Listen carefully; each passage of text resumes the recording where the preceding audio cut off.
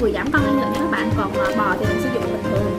Mình sẽ giới thiệu sơ qua cái nguyên liệu cần thiết để mình chế biến cái món salad này nha các bạn. Như là rau cà rốt, củ thì còn có khoai lang, khoai tây và củ ngô các bạn. Bên cạnh đó thì mình sẽ kết hợp cà chua, cái súp lơ, dưa leo, bắp, đậu Hà Lan và một ít tinh ngò các bạn. Cái này là để mình tạo trang trí cho nó đẹp. Mình sẽ bắt đầu làm các bạn. Đầu tiên là mình sẽ mình sẽ làm salad gà nước. Trong khi chờ đợi mà mình làm chuẩn bị rau củ quả thì mình sẽ luộc gà trước nha các bạn. Để đổ nước vào nồi để mình luộc gà nha các bạn. Sẽ bật bếp luôn. Bây giờ mình sẽ nước sôi rồi mình sẽ bỏ gà vào luộc nha các bạn.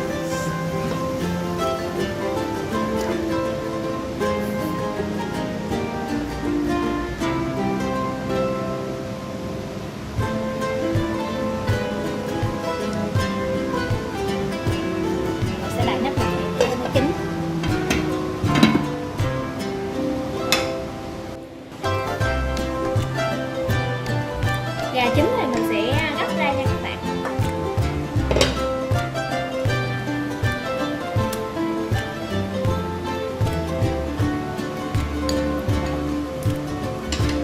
Mình sẽ xé gà ra trước. Vì mấy cái rau củ mà sắc hạt lựu nên gà mình xé ra cho nó dễ.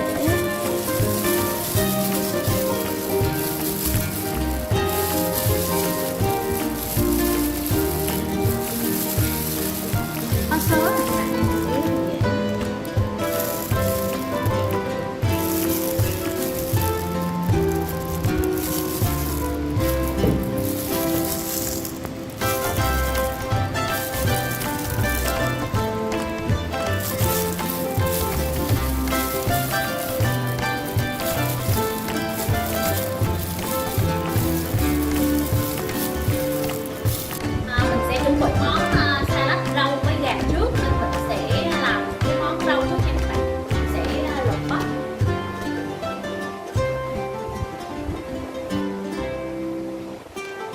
Bắp trái thì là mình mua nguyên trái mà nó có vỏ ở ngoài luôn á cho nó tươi nha các bạn. Trái bắp rất là tươi.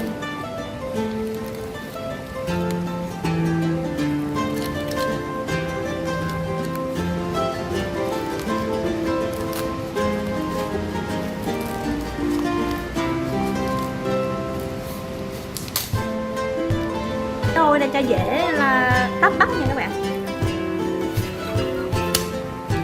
Rồi bây giờ mình sẽ tách bắp nha các bạn. Mình sẽ tách theo cái kiểu chiều này cho nó dễ nè các bạn. Bắp mình mua thì mình mua loại bắp hơi già một tí nha. Bắp Mỹ ngọt nhưng mà hơi già một xíu, bắp vàng các bạn. Để nó dễ tách hơn, chứ non quá thì mình tách nó khó các bạn.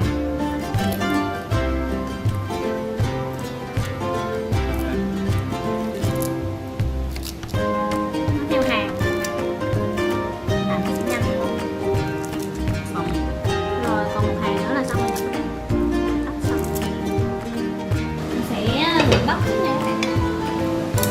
Nước sôi.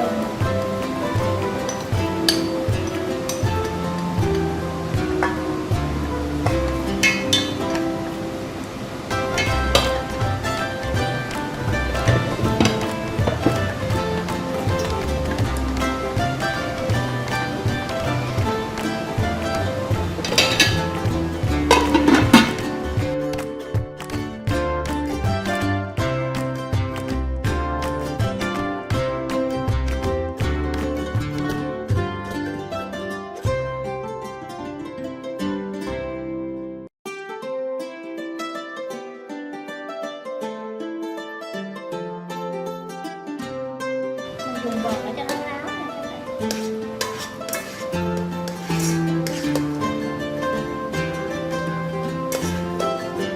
Mình sẽ đổ vào tô. Cắt hai đầu trước. dưa leo này thì mình sẽ cắt dọc.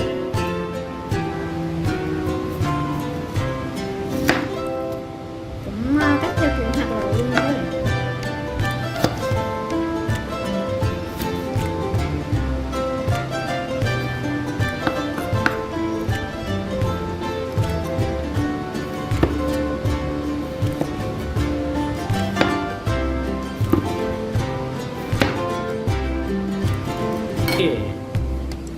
Như con hù.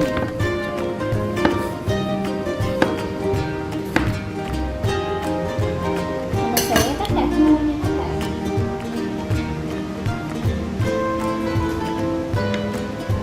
Cắt cái đầu ra. Cà này là nhỏ nên là mình cắt tầm làm 4 là vừa ăn đó.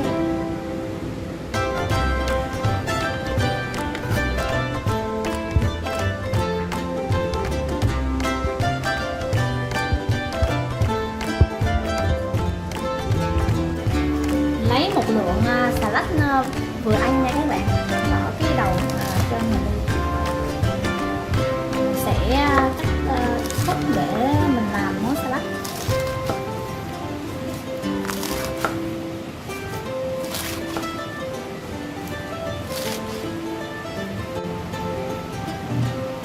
Này là salad đã cắt xong, mình bỏ trước vào tô nha các bạn, bỏ ở dưới.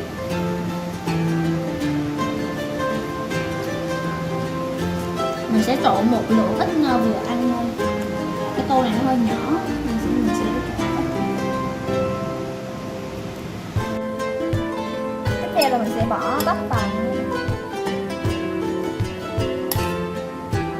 tầm 2 muỗng bắp.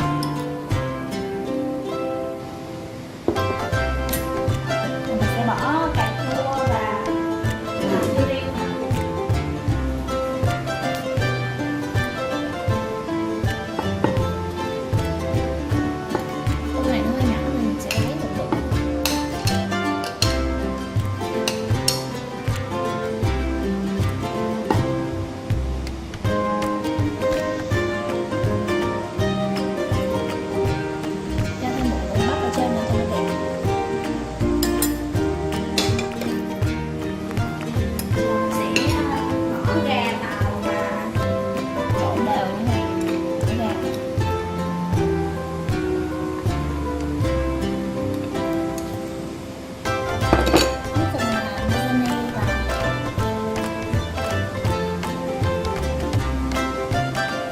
Lasagne này thì tùy theo nhiều thể mình thích ăn thì mình sẽ bỏ.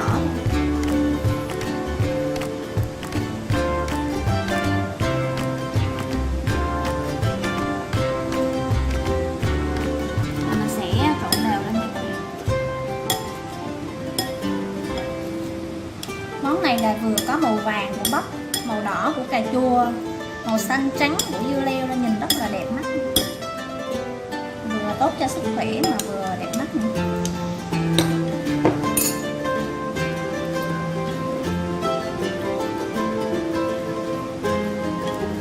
Cái này là tùy theo mình thích ăn món gì nhiều thì mình có thể bỏ vô. Ví dụ như là mình muốn ăn bắp nhiều thì mình có thể bỏ nhiều bắp, và muốn ăn cà chua nhiều thì mình sẽ bỏ nhiều cà chua tùy theo.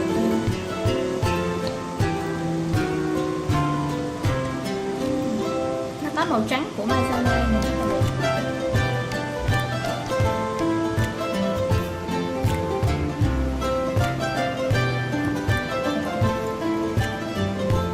Nhớ là mình trộn đều cho nó thấm, cho nó ngon nữa các bạn. Màu của nó rất là đẹp luôn.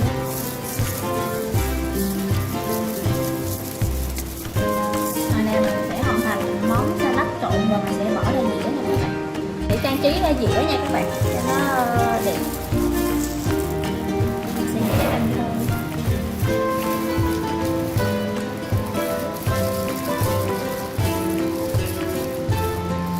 Bỏ cái phần mà trộn ở bên này.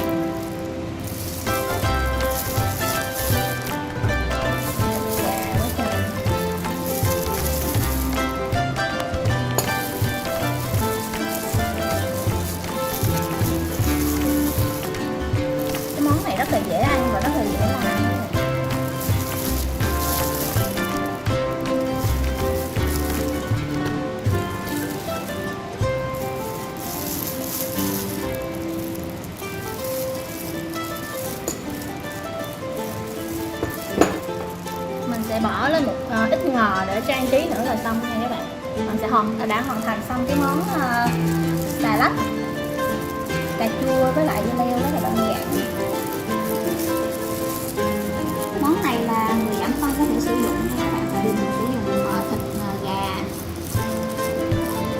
cà chua, dưa leo vậy đó, chứ không có bất cứ gia vị chiên hay dầu gì.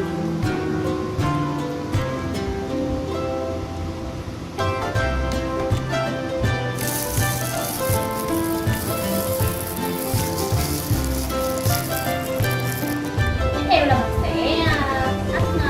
mình sẽ làm sạch cái đậu nành này các bạn. Đậu này thì mình đã ngâm muối và rửa sạch rồi nên giờ mình chỉ cần tách ra.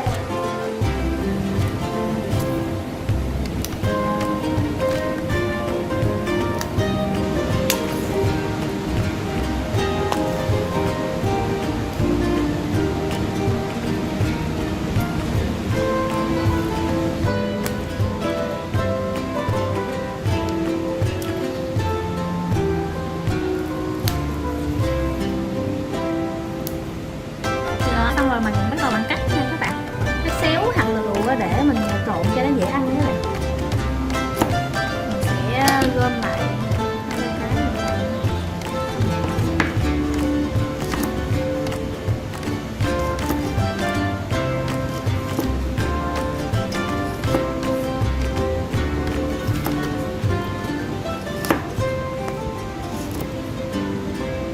lát hồi mình sẽ luộc lên, cắt một chút.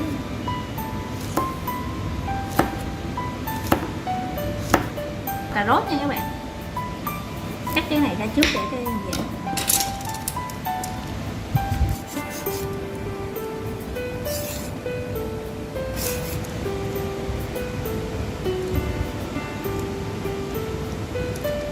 Cà rốt luôn nha các bạn. Mình sẽ cắt hạt lựu, nếu mà cho dễ thì mình sẽ cắt khoanh tròn một chút, rồi mình sẽ cắt dài sau.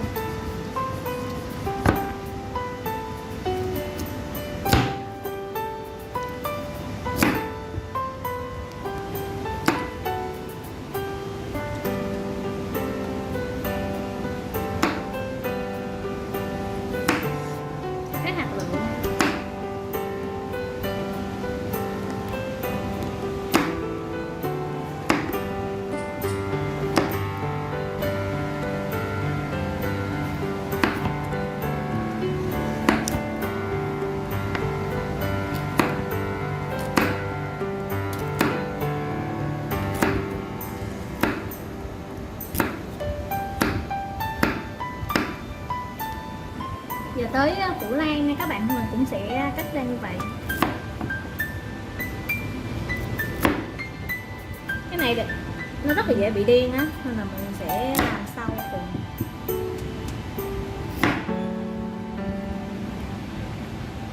Giờ ăn. Rồi tiếp theo mình sẽ cũng bào cỏ lan ra như cà rốt cho bạn. Lát mình sẽ luộc chung đó, nên là mình sẽ bào hết ra một lượt đó các bạn.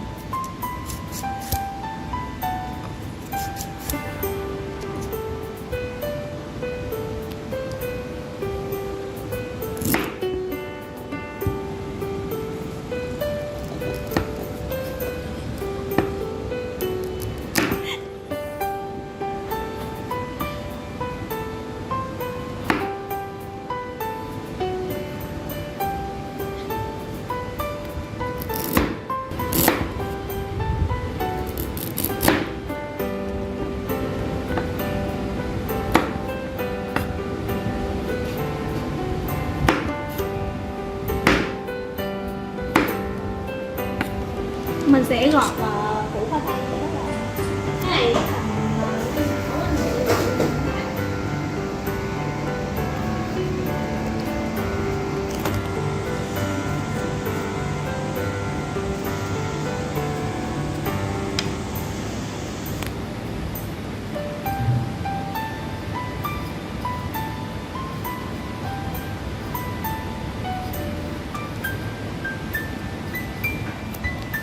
mình tiếp tục cắt hạt lựu nha các bạn.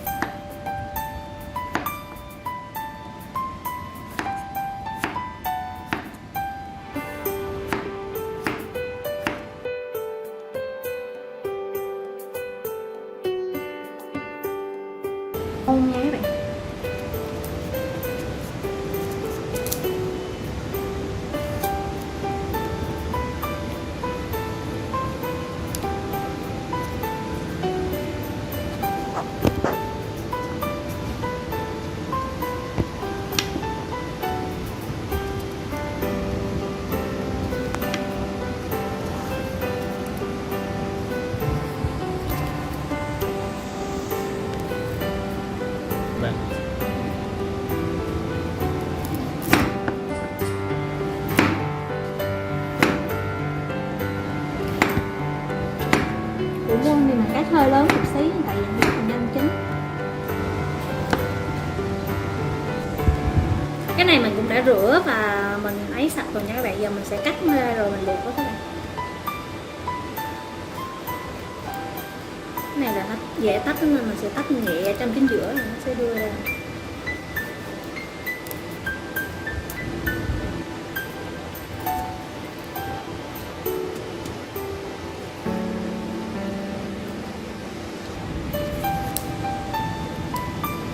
Nó có cái sớ rất là dễ tách nên mình tách theo nó luôn nha các bạn. Rồi xong. Tiếp tục là hành tây luôn.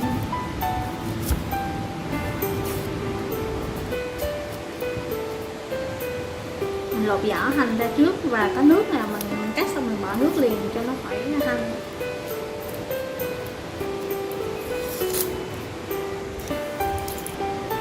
Để cho nó đẹp thì mình sẽ cắt thanh tròn hết trái luôn các bạn. Vậy nên các bạn hãy nên lựa cái hành tây nó nhỏ một tí á, để cái vòng tròn của nó nhỏ, nó đều, nó đẹp.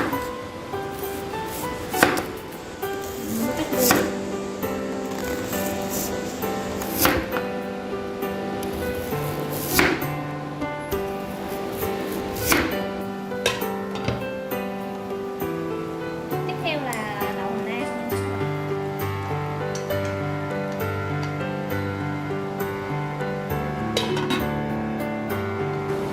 Mình sẽ bớt ra luôn nha.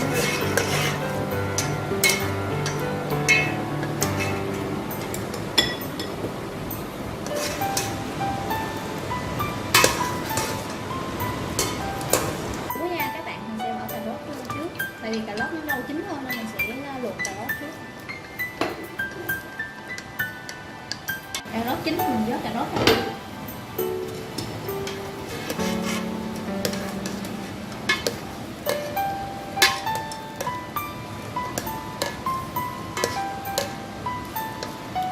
Khoai tây và khoai lang vào luộc chung.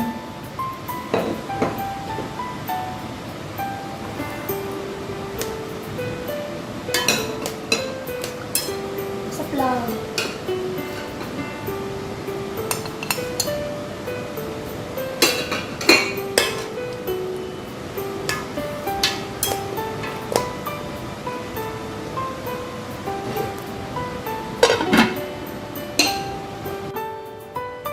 Mình sẽ vớt ra nó chín rồi.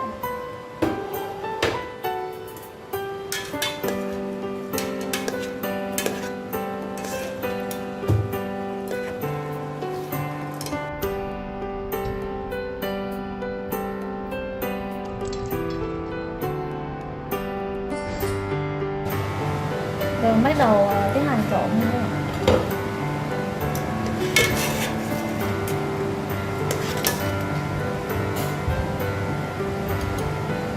Món bò này thì mình sẽ lát hồi mình sẽ áp chảo nha các bạn, để làm salad với lại củ. Thì trước hết thì mình sẽ massage cái miếng bò này cho nó lấy giấy thấm cho nó khỏi nước đó, để lát cho miếng bò nó ngon hơn nha các bạn.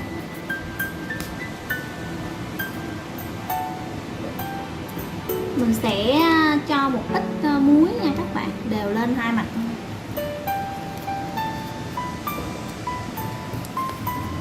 Làm đều ra xíu.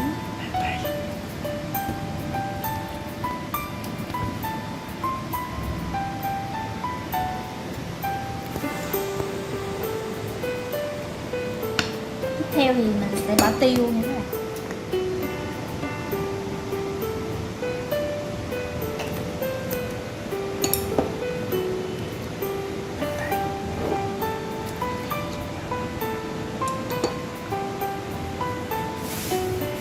Bò ngon hơn thì mình dùng tay massage nhẹ lên miếng bò để cho nó thấm muối và tiêu đều vào miếng bò nha các bạn.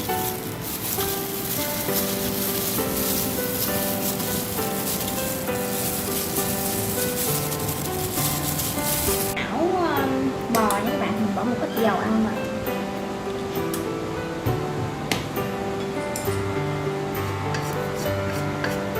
Đợi cho nó sôi một lát rồi mình sẽ bỏ bò vào.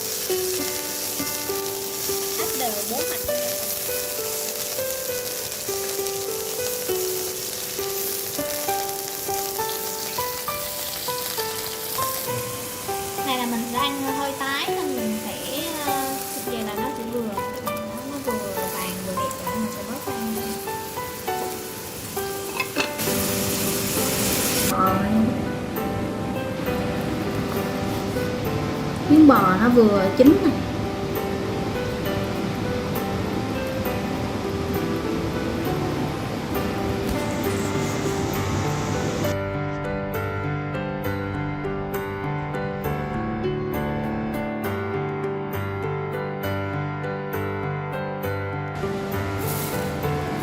Rồi bắt đầu mình sẽ trộn rau củ nha bạn, mình sẽ bỏ cà rốt vào trước.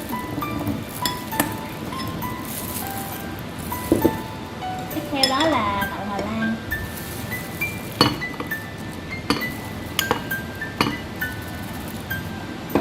Rồi tiếp theo là mình sẽ bỏ cái hỗn hợp khoai tây, củ lan và khoai môn lúc nãy á, mình đã luộc chung đó rồi, sẽ bỏ vào kèm theo một ít súp lơ. Mình sẽ trộn thử nó có đều màu chưa, nó đẹp chưa. Mình sẽ bỏ manzanilla vào. Nếu mình thích ăn cà rốt thì mình có thể bỏ thêm một ít cà rốt vào nữa.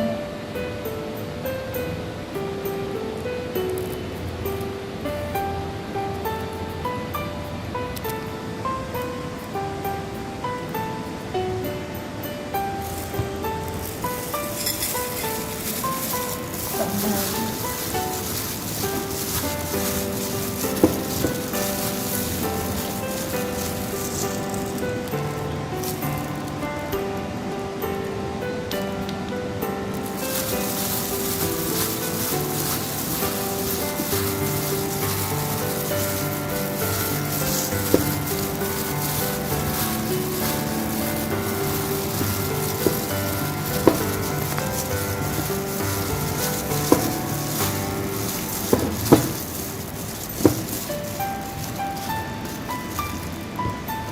Ok rồi.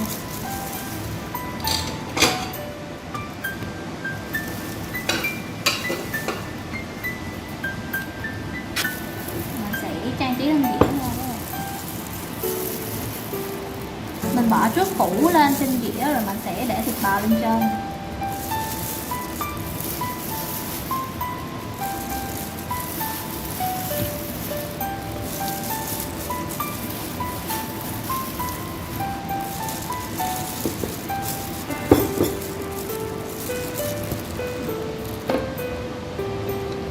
Bắt đầu xếp thịt bò lên.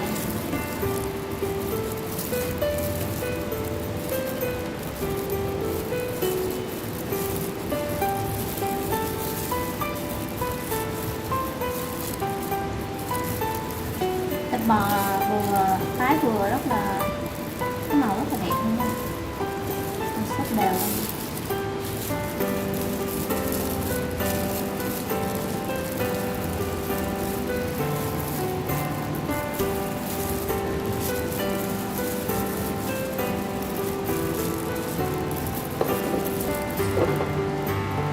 Bỏ thêm một ít tây hồi nãy mình đã sẵn trang trí. Với lại bò thì thường hay ăn kèm với lại hành tây các bạn, giống như nó sẽ hòa quyện với nhau á, sẽ ngon hơn. Rồi mình sẽ ít là lá hành ngò lên nữa.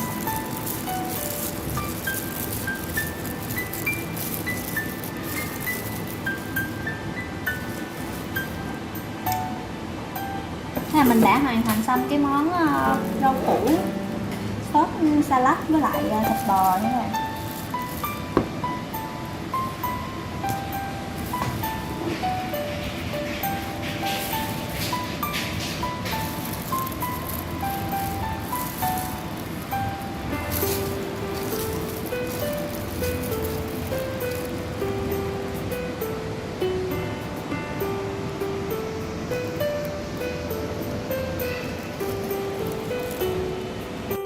Mình đã hoàn thành xong hai món rồi nha các bạn. Một món đó là salad rau với lại gà ăn kèm với lại trứng để dành cho người giảm cân. Cái này là salad thịt củi kèm với lại bò.